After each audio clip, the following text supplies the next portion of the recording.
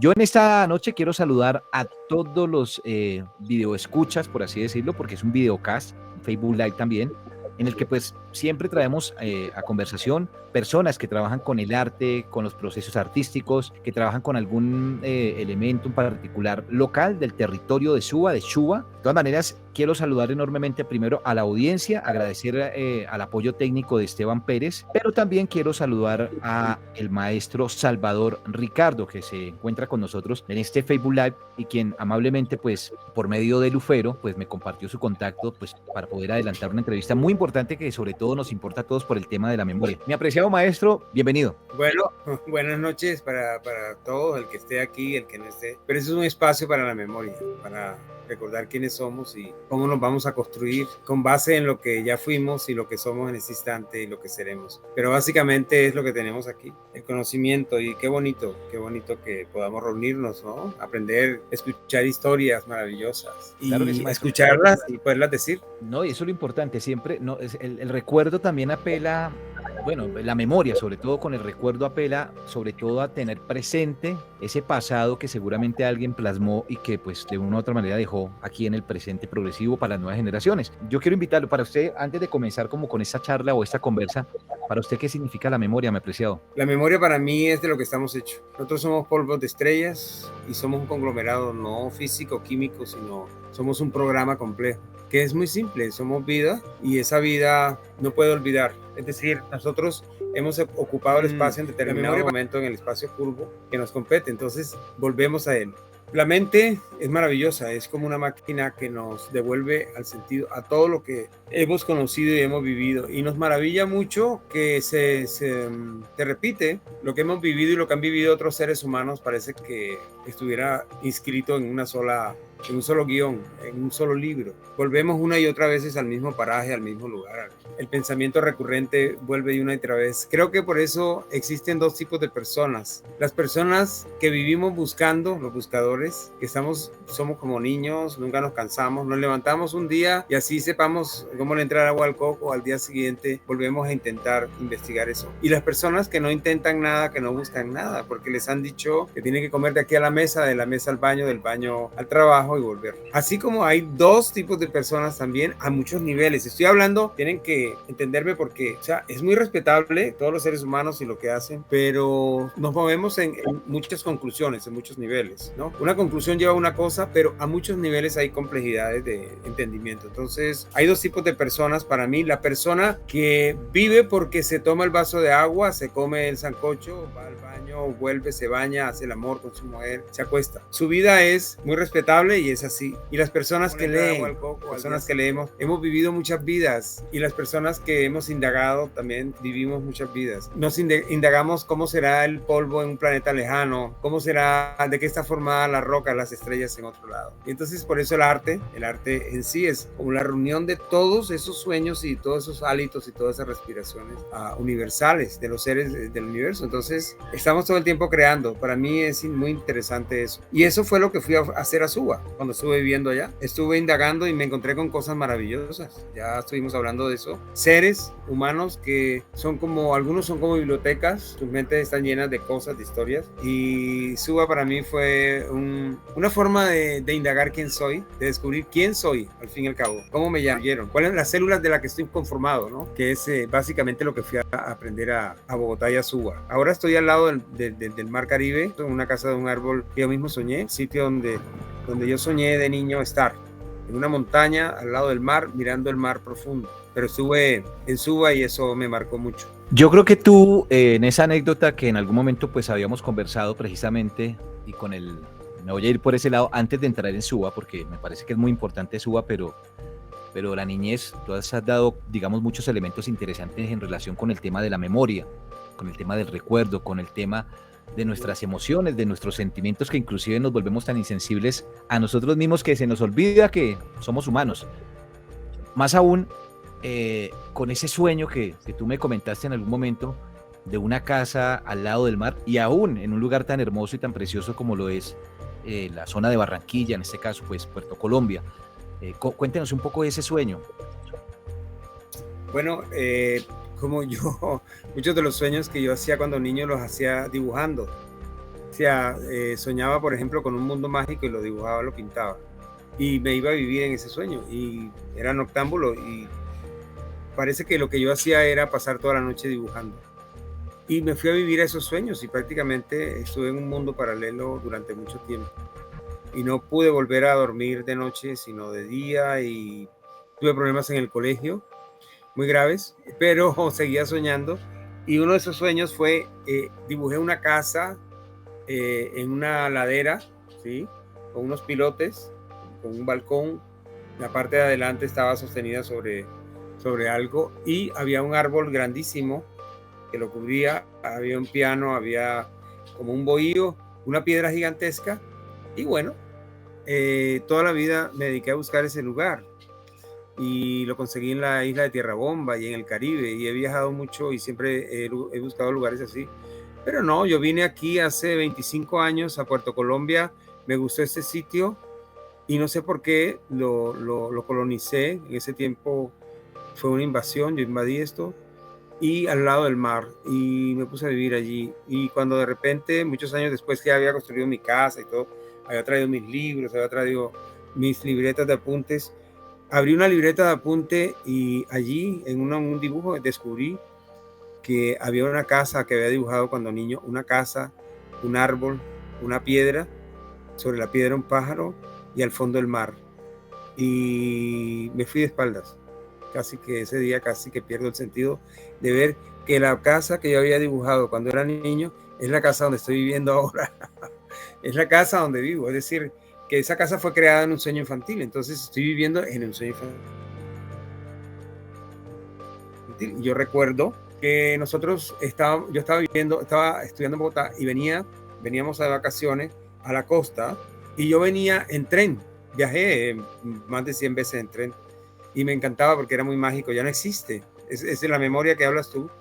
Recuerdo ese traqueteo del tren y durábamos a veces 2 y 3 días. Los trenes, los ferrocarriles nacionales de Colombia eran muy pintorescos, se dañaban mucho y entonces era una aventura. O sea, tú quedabas en medio de la selva y te bajabas del tren y de pronto oías un pito, y sabías que tenías que subirte muy rápido porque te quedabas en medio de una selva, ¿no? Y así era muy mágico. Yo era niño, venía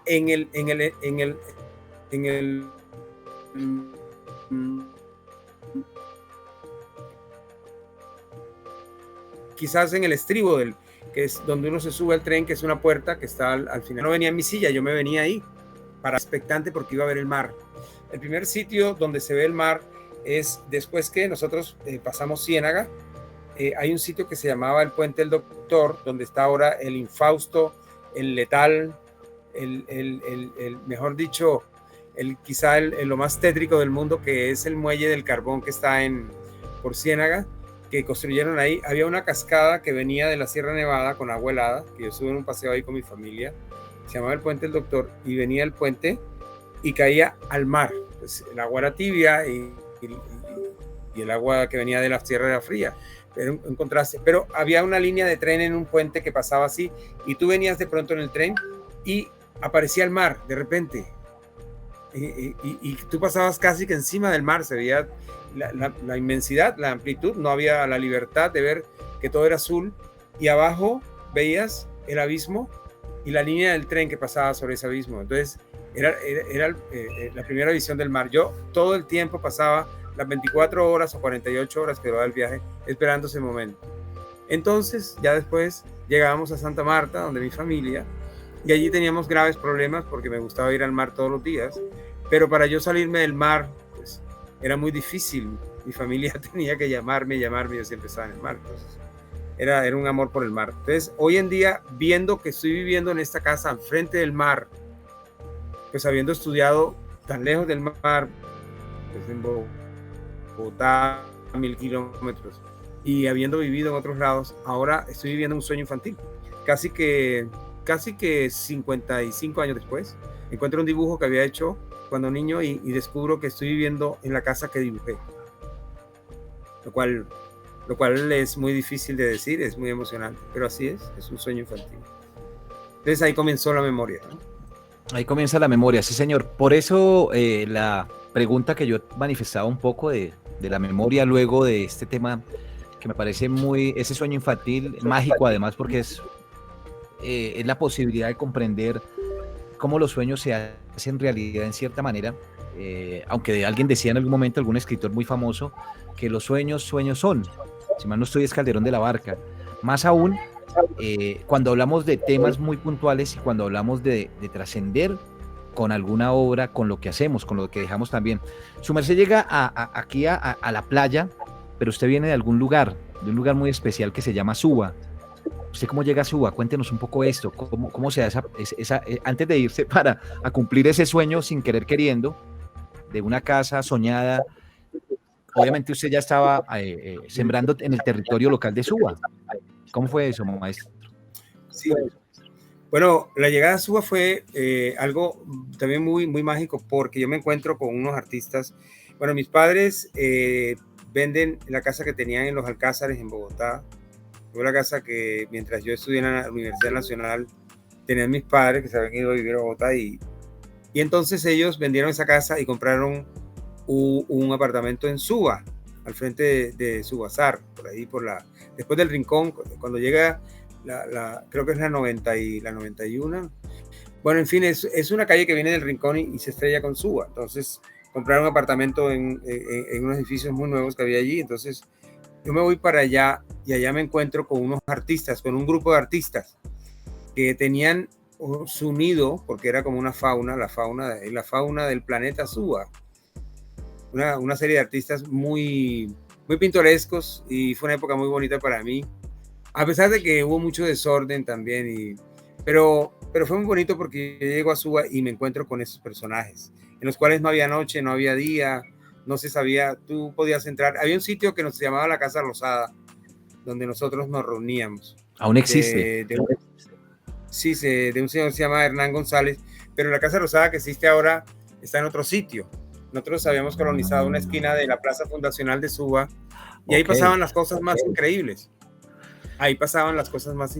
Yo llegué de ahí de hacer unas esculturas en Nilo, Cundinamarca, con Lucía Mesa, que era mi compañera en esa época, y resulta que prácticamente yo llegué a acampar en esa esquina y hacer poemas, había poetas, estaba César Arriaga, estaba Lufero, estaba Lucho Colombia, estaba el Chin, que era un escultor que hacía todo ad honorem y que parece que ya murió. Bueno, en fin, hay muchas personas que pasaron por allí y nos pasábamos todo el tiempo allí, en esa esquina, y Hernán González era una persona que era como un pastor, pero no pastor de iglesia, sino pastor de artistas locos y alcohólicos, y de alguna manera nosotros salíamos de ahí, salíamos todos los días borrachos de ahí, cantando o inventando un verso nuevo y era algo muy bonito. Pero de ahí se crearon cosas muy buenas.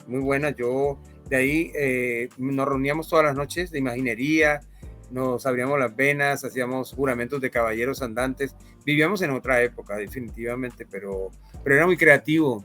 Entonces allí fue donde yo salí a hacer la escultura de la Gaitana. Yo era escultor, había estudiado en la Nacional y venía a hacer varias esculturas grandes, monumentales, y allí fue donde me ofrecieron hacer una escultura en un barrio obrero que estaban haciendo, o ya había nacido, pero estaba tomando forma, ¿no? Que era la Gaitana. Eso fue mi trabajo final en Bogotá, y eso fue hace 30 años, y hace 30 años yo me vine de Bogotá, estoy viviendo aquí junto al mar hace 30 años, aunque soy de acá, ¿no? Soy caribe, pero viví mucho tiempo en Bogotá.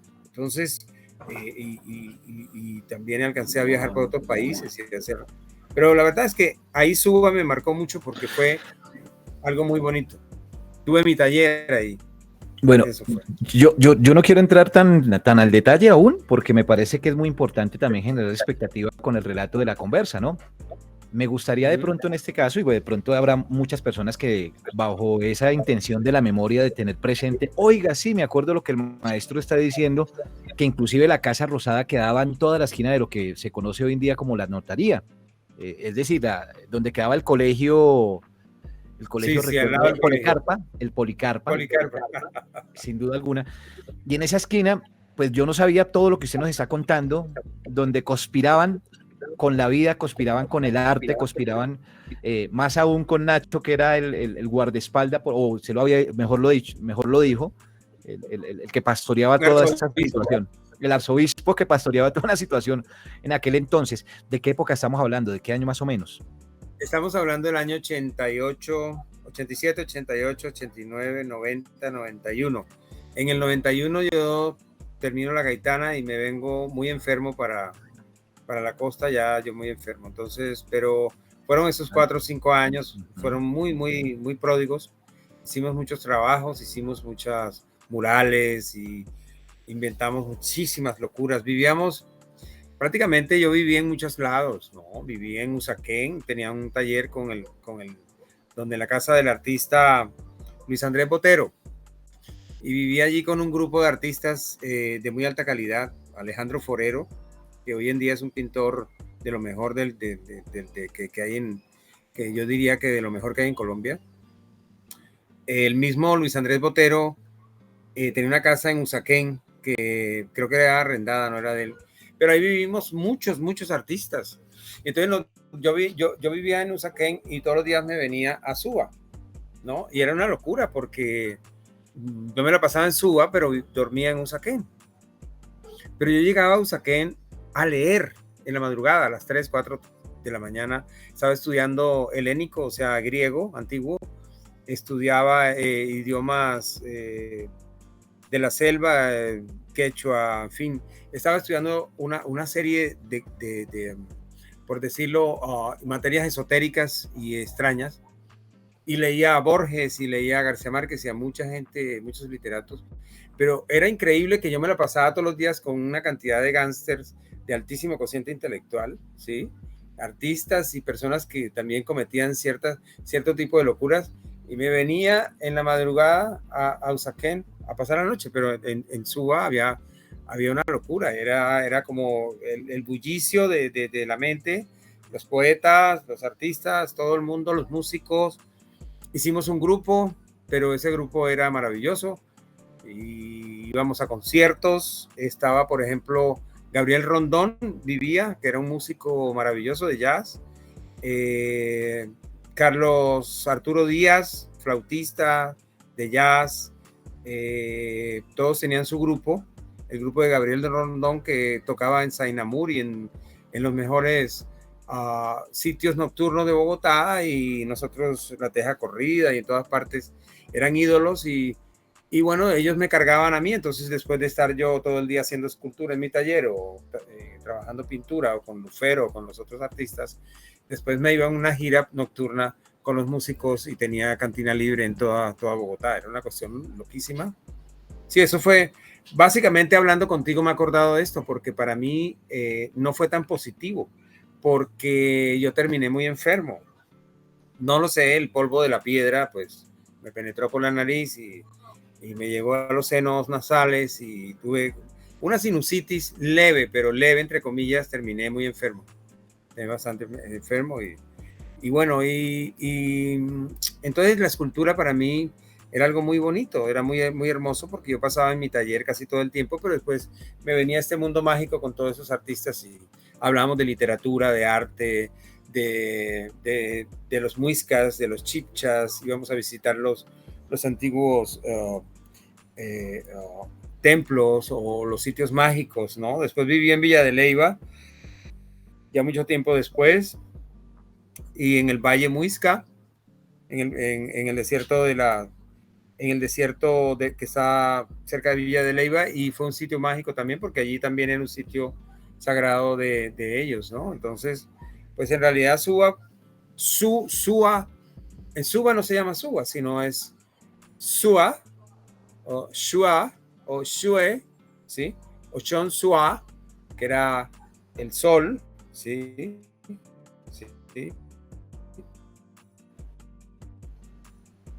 Y que era una divina radar, y pueden sentir en su corazón lo que ese sitio es mágico. Para mí es mágico. Suba es un sitio de ir a descubrir, ir a sentir, ir a vivir lo que sintieron mis antepasados, mi sangre. Pues estoy vivo gracias a haber soñado tanto. Ahora por alguna razón estoy viviendo en el sitio que me encanta, que es el mar, pero no dejo de ver la montaña, ¿no? O sea, el páramo, como Suba para mí es un sueño. Sua es un sueño. Así como Suacha, que es el varón del sol, que es Suacha, pero no es Soacha, eso no se llama Soacha. Estos señores eran bastante ignorantes los que nos invadieron, entonces decían que éramos indios y no somos ningún india, ni indios, ni nada de esas cosas, no somos de la India, somos habitantes originarios de un universo desconocido para todo el mundo ahora, pero que a través de la sangre nos estamos conectando, ¿no? Por eso mis esculturas llevan como ese regreso Claro. al sueño original de la memoria original que nosotros fuimos. Me alegra escuchar todo lo que usted manifiesta, maestro. De hecho, aquí uno pues logra percibir no solamente elementos en sus palabras que pues uno empieza como a articular en el histórico, como bien lo refiere con algunos artistas de los cuales usted, merced, trabajó. Yo quería preguntarle con qué opinión, en términos así un poco más frescos y más tranquilos, qué opinión le dejan algunos artistas. Le voy a mencionar 3 que tengo aquí en la memoria en este instante y son Guillermo Arriaga. No sé si tuviste el contacto con él. Sí. Claro, mi hermano del alma, o sea, Guillermo Arriaga, incluso yo viví al lado de su casa con César, y Guillermo Arriaga es un artista muy querido, muy admirado por mí, un artista, yo diría que ecléctico, un artista, un muralista, un artista de marca mayor, muy grande. O sea, Guillermo vivía en la casa que él vivía al lado del poeta César, que era su hermano, donde yo vivía, una maravilla. Era una casa muy pequeña, pero él tenía un taller donde solamente cabía el cuadro. Para poderlo ver de lejos, él tenía un lente especial que él se lo ponía y entonces veía el cuadro de lejos, pero en realidad era un lente distorsionado. Todas esas cosas a mí me encantaban porque en realidad eran cosas diferentes a lo que tú aprendes en una academia de arte, ¿no? Que te enseñan que tienes que pararte a 20 metros para ver tu obra, para ver qué está pasando, pero Guillermo Arriaga tenía un vidrio y entonces veía el cuadro chiquitico por allá, entonces eso, y él muy recursivo, o sea, pintaba sobre botellas, pintaba sobre vidrios, pintaba con pintura para vidrios, con todo tipo de cosas. Yo creo que Guillermo Arriaga marcó una época en Suba. Nosotros todos lo admirábamos y andábamos juntos. Y él llegaba él hablaba como si estuviera haciendo un discurso y se paraba y se iba. Y era muy bonito porque no era como esas personas que se quedan hablando y se les pega el pito, como los políticos, ¿no? Él simplemente llegaba, decía algo y se iba. Y era maravilloso porque así son los cuadros de él. Los cuadros de él son masas de color muy bien puestas, muy buenos dibujos, y así son, ¿sí? Como el maestro Pérez, como muchos otros maestros que vivían ahí en Suba con nosotros. Nosotros vivíamos muy unidos con todos ellos y muy felices, ¿sí? De estar juntos, ¿no? Por ejemplo, el maestro Guillermo Arriaga, tenemos un grupo y él siempre venía. Él venía a los recitales y venía a todas las cosas que hacíamos nosotros. Mucha memoria con él. Sí. Maestro Luis Felipe Romero, Lufero. El maestro Lufero, maestro de maestros. Pues el maestro Lufero, yo viví en la casa de él y tengo prácticamente una narración que yo le tengo mucho cariño, esa narración de cómo vivíamos y compartíamos las novias y la ropa. Y parecía ser muy loco, pero ahí vivíamos 4 artistas en la misma habitación, en la misma cama, y era una locura absoluta. Pero era muy cuerdo, es decir, en medio de nuestra locura nosotros vivíamos trabajando, espalda con espalda, pintábamos en la pared, el otro en el suelo, había un músico y 3 pintores, y era una locura. Pero el maestro Lufero siempre nos enseñaba cosas como, por ejemplo, que el arte no acaba nunca. Es una frase de él. ¿Por qué? Porque él todos los días pintaba. En medio de todo ese ambiente, él siempre estaba pintando y él tenía una serie gigantesca de bodegones, los chircales de Suba y los paisajes de Suba. Pero eran cosas de la memoria porque él todo lo pinta como de la memoria. Entonces, yo siempre le decía, tú eres un artista realmente, tú eres el artista de popular, tú eres artista del pueblo porque estás pintando la memoria de todos nosotros. Y la mamá era partera, atendía partos porque nosotros, antes era así, no había médicos, no había hospitales, la mamá era partera, yo la alcancé a conocer. Ella vivía en el cuarto de arriba, nosotros en el cuarto de abajo, y ella nos alcahueteaba todas nuestras sinvergüenzuras y todas las cosas que hacíamos. Y todos teníamos novia y las novias nos visitaban en ese pequeño cuarto de manicomio, pero todo funcionaba a la maravilla, ¿no? Nunca hubo una discusión entre nosotros, ni que nos estuviéramos peleados el uno con el otro, ¿no? O sea, era una armonía asombrosa. El maestro Lufero tiene un temperamento muy bonito y pinta. Entonces cualquier cosa que uno le va a decir, él siempre está pintando. Y yo le hice un retrato. Y hace poco estuve allá en Bogotá y le hice un retrato y le gustó mucho y ahí lo tiene. Y él me hizo un retrato a mí. Sí, en fin, nosotros utilizamos el arte para divertirnos, para vivir. Y él vive de eso y yo también vivo de eso.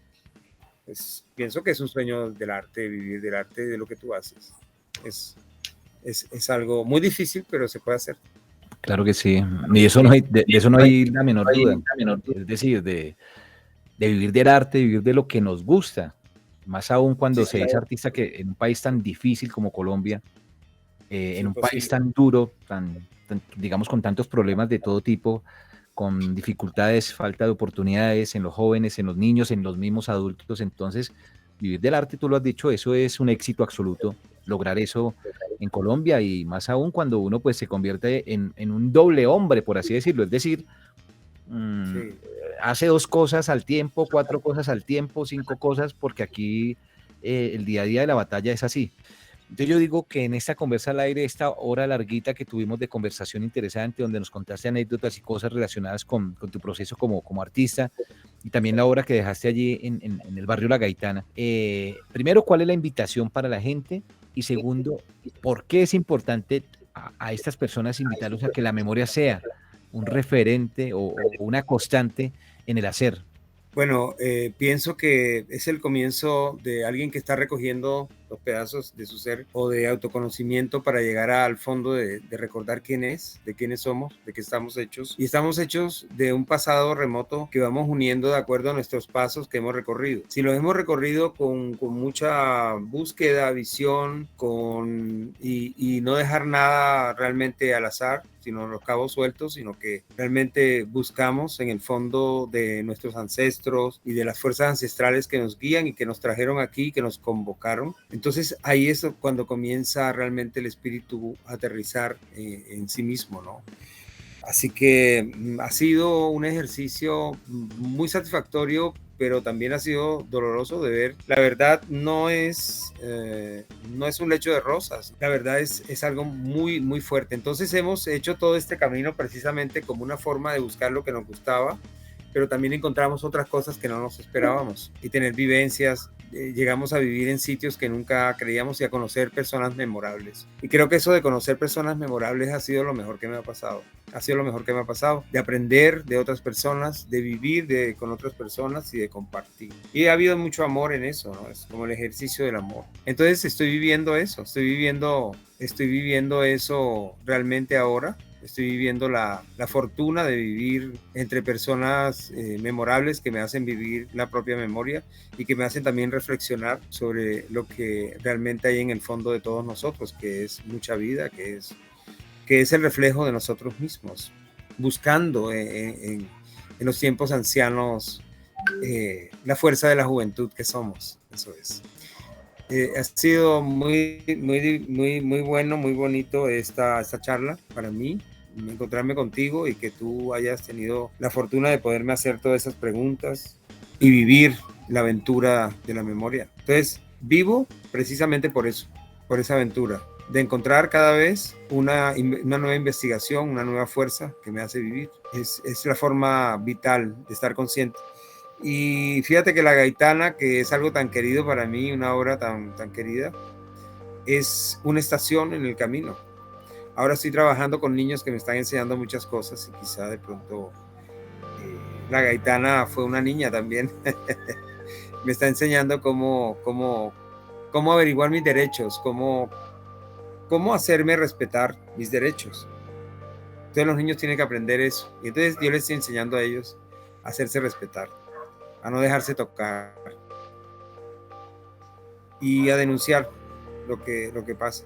¿Ves? Entonces muchas gracias. Y muchísimas gracias a la audiencia, a las personas que estuvieron presentes, que me tuvieron la paciencia de escucharme hasta el final, toda esta cantidad de historias larguísimas, pero al fin y al cabo muy, muy gustosas, muy gloriosas, muy bonitas. Y Maestro, también muy divertidas. no, a usted definitivamente por haber aceptado la invitación a este proceso colaboratorio, le llamamos nosotros Radio Alternativa Media Lab, o un laboratorio, pues que estamos en el experimento de encontrar otras formas de narrar y también de exaltar los procesos artísticos, culturales, patrimoniales de comunicación y generando memoria con ello. Finalmente, pues el saludo para la Radio Alternativa, esa sí no puede faltar, de parte tuya.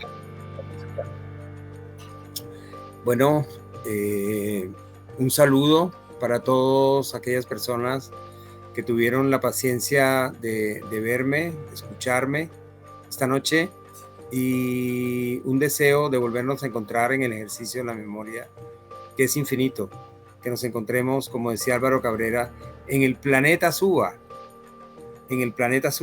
y que el planeta Suba sea realmente lo que fue para nosotros un sitio de expansión, de conocimiento y de amor. Mucho amor. Sin duda, maestro. Gracias. Nos vemos en el planeta Suba, maestro. El puñito, el de despedida. Eso. Puñito, ahí va. Maestro, te agradezco enormemente por haberme atendido. Un abrazo para ti, para todos tus familiares y demás. Estamos en contacto. Gracias. Seguimos en Conversas al Aire, ya saben. Un abrazo.